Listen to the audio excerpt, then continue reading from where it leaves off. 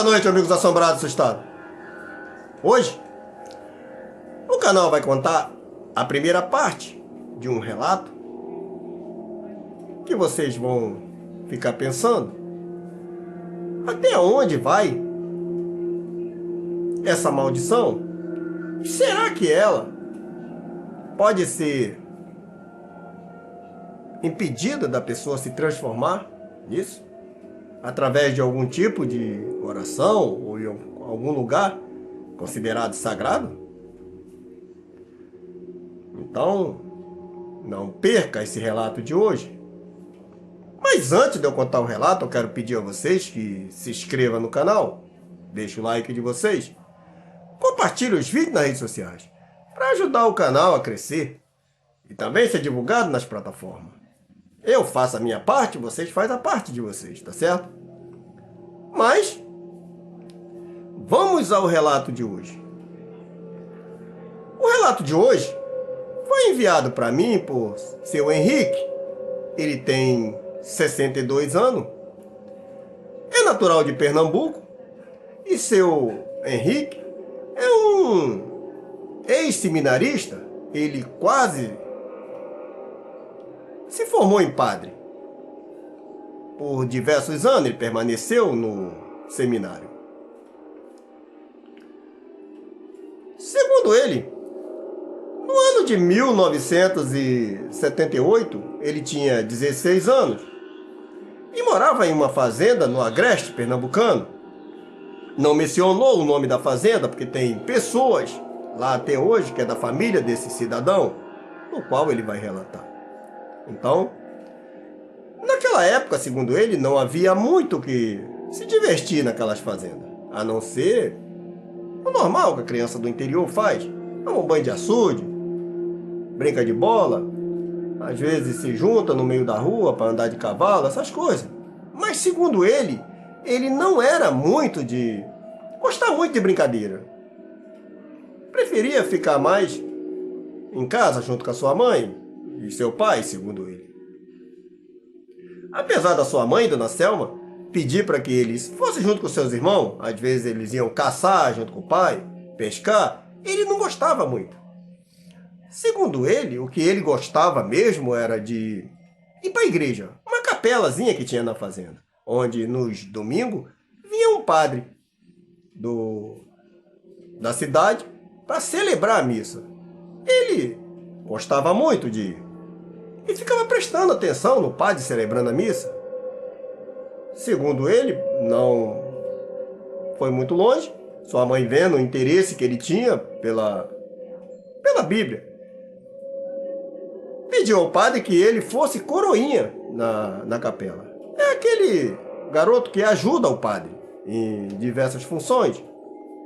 Preparar água para lavar o cálice, essas coisas. Era assim. Então, ele foi coroinha por bastante tempo. Então, quando ele fez esses 16 anos, o padre, vendo o seu interesse, perguntou a ele: Henrique, você não quer ser padre, não? Ele disse: eu adoraria, padre, vou perguntar à minha mãe se ela deixa. A sua mãe, na época, achava que ele tinha que se casar, construir sua família, eram as pessoas do interior, e ter filhos também, para ajudar na roça. O pensamento era isso, né? Mas ele disse que queria ser padre. Então, o padre ajeitou para ele fazer parte do seminário. E ele, com pouco tempo, passou a ficar no seminário da igreja, para ver se tinha vocação para ser padre, pois fica ali por diversos anos, estudando, talvez 8, 10 anos, até a pessoa decidir que de fato ele quer. Se ele quer ser padre ou se ele quer ser outra coisa, é assim. Que tipo se ele tem realmente a doutrina, né, para seguir a igreja, ou a capacidade também, né?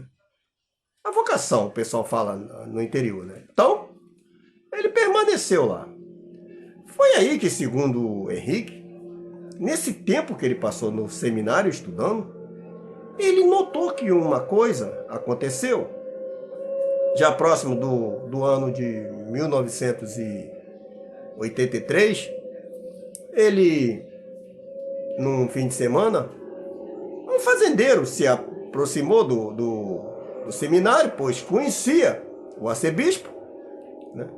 E por influência dele, né, pediu que ele aceitasse o filho dele no seminário da igreja. Então, o arcebispo não tinha como dizer que não, apesar que os fazendeiros na época tinham bastante influência nas igrejas e também nos seminários. Então, muitas vezes, aqueles fazendeiros também que tinha aquele filho que tinha a tendência de ser homossexual, né? No interior eles falam que quando a pessoa tem essa tendência, eles chamam de doente. Esse menino é doente. Então eles pegavam e colocavam o adolescente no seminário da igreja. Era assim. Ia lá, conversava, tinha influência, também dava um dinheirinho, né? Essa que é a verdade. E ali o filho permanecia, para ver se mudava o pensamento dele. Mas isso não se muda. Essa que é a verdade, né? A pessoa que nasce com essa tendência, né, de que a gente chama de corpo trocado, parece ser um corpo trocado, né? A pessoa que nasce com uma espécie de fisionomia corporal, né, e também facial, mas a tendência dele não é aquela, né? Então, eles colocavam no seminário, né? E o que acontece? Após um tempo que esse fazendeiro teve lá, conversando com o arcebispo, trouxe o filho no outro fim de semana. O rapaz, ninguém sabe o que aconteceu, só quem conversou com o arcebispo foi o fazendeiro, mas ninguém sabia o que tipo de conversa tinha sido. Então esse rapaz permaneceu. Mas algo chamou a atenção de Henrique, pois na maioria dos seminários, naquela época, o jovem dormia todo mundo como se fosse um pavilhão.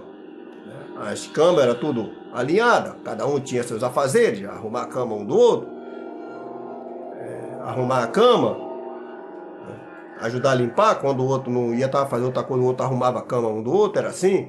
Vivia em harmonia todo ele, com exceção a esse rapaz. Ele ficou em um quarto separado. E toda vez que ele entrava para dentro do quarto, o padre, que era responsável pela sala onde a turma dormia, trancava a porta do quarto. Ele ficava, só dava para ver o que tinha dentro do quarto, porque tinha uma janelinha com uma espécie de uma grade ali. Era assim. Então, esse rapaz dormia lá. Os outros achavam que era porque ele era filho de fazendeiro, essas coisas, e não podia se misturar com os outros. Mas, segundo ele, o problema foi numa noite. Eles viram que, rapidamente, por volta de mais ou menos umas 8 e pouca da noite, um dos padres foi lá, retirou ele e levou ele para outro lugar. Ali eles não sabiam por quê. Se durante o dia ele fazia as mesmas coisas que os outros faziam. Mas, nessa noite, ele foi tirado dali. E depois o seu quarto foi trancado. No outro dia de manhã ele voltou. E não demorou muito. Trocaram ele de quarto para um outro. Esse outro tinha já uma espécie de uma grade. E sempre, quando em determinada noite, eles ouviam um grupo de oração bem próximo da porta desse quarto aonde esse rapaz ficava. Em meio à oração, eles ouviam alguma espécie de gemidos altos, como se alguém estivesse passando muito mal. Mas nada saía de dentro das paredes do seminário. Era assim. Então, o jovem cada vez ia se isolando mais deles. E passou até, um determinado tempo, ficar dois padres, ou seminaristas, fazendo oração quase o dia todo ali na porta do quarto dele. Na cabeça dos seminaristas, dos jovens que estavam lá, aparentava que aquele rapaz parece estar sendo possuído por alguma força maligna. Vocês querem saber o que aconteceu? Não perca a segunda parte desse relato. E vai deixar vocês assustados com o que vocês vão saber. Boa noite, amigos assombrados e assustados.